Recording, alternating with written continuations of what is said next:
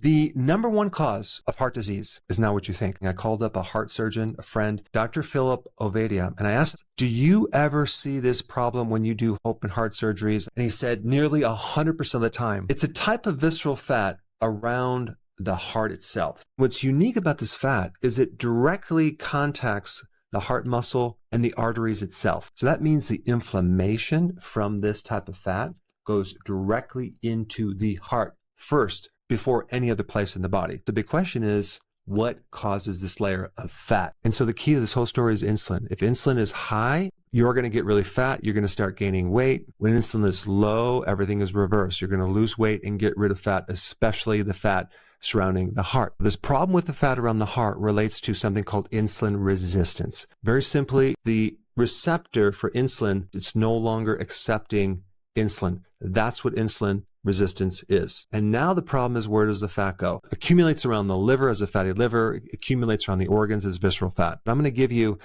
7 clues to determine if you have insulin resistance. Number 1, if you're a guy and your waist is greater than 40 inches, chances are you have insulin resistance. If you're female and you have a waist size that's over 35 inches, chances are you might have insulin resistance. Next one, if you have a skin tag or even like this darkened pigment skin underneath the armpits and your groin, think insulin resistance. If your triglycerides are high or you have low HDL, think insulin resistance. If you have difficulty losing weight, you probably have insulin resistance. And the last clue is that you just can't go very long without needing a meal. Fasting is difficult. That's called insulin resistance. But this leads to a bigger question. What actually causes insulin resistance? Yes, starches like potato, pasta, bread, cereal, crackers, and all that stuff as well. Definitely out of a lot of these, fructose is at the top of the list. But there's other causes like stress or even having a chronic problem with your sleep where you just don't sleep that well. Maybe you have sleep apnea or you just don't sleep.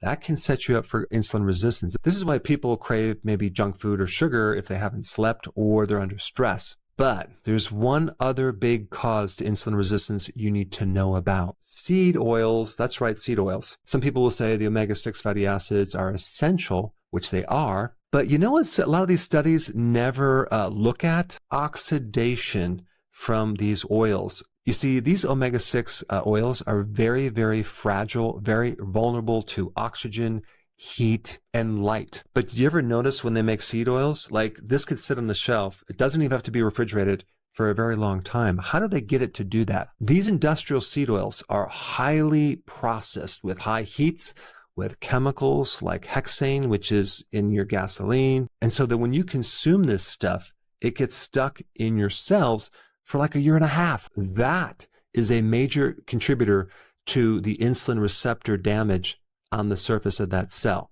And especially since the average person consumes literally 25% to 30% of their calories being these oils. Here a person is, they go on the ketogenic diet, the low carb diet, and they're not eating sugars anymore, and they're not consuming starches, and they're feeling better, but maybe their inflammation is not going away. Maybe they're not reversing their heart problems, and maybe they're not even correcting insulin resistance because the ketogenic low carb diet is a low carb diet.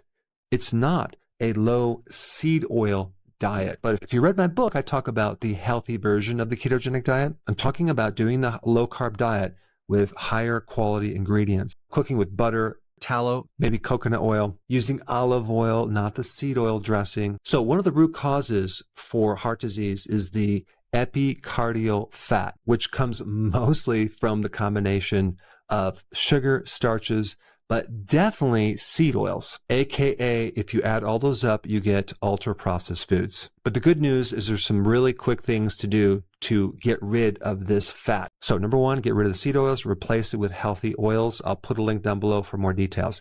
Number 2, go on a low-carb, low-starch diet, aka keto diet. The other interesting thing about this fat is it's not like regular fat. It's right in the center. It's like a beige color. Of course, this is yellow, but it's really beige, which means it's right in the middle, but it does respond very well to things that also stimulate brown fat, like cold therapy, like taking a cold shower. Cold immersion tanks are really good to help with this. It's one of the fastest way to drop your insulin, okay? Because it's the chronic insulin production that really creates the problem. So if we just reverse the flow and not increase insulin by not eating, we can quickly turn things around. So I would recommend 2 meals a day, with your first one at lunch and your second one at dinner, and absolutely, positively no snacks, because it's the snacks that destroy the ability to get rid of this fat. And it's something that's been introduced as a normal thing, that we need to snack between meals, which is totally the worst habit you can do. And what's really interesting, the type of exercise you do matters. I mean, just one bout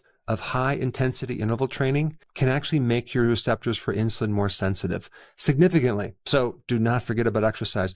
And that high intensity interval training works better than a moderate intensity of running or jogging a long distance, because of the cortisol spike that happens when you do that. 2 other things that can help you. Number 1 is doing apple cider vinegar a few times a day in some water, like 1 tablespoon in a glass of water. And then berberine is also something that can help you speed up the process. And to get the details on how to do intermittent fasting, you should watch this video right here.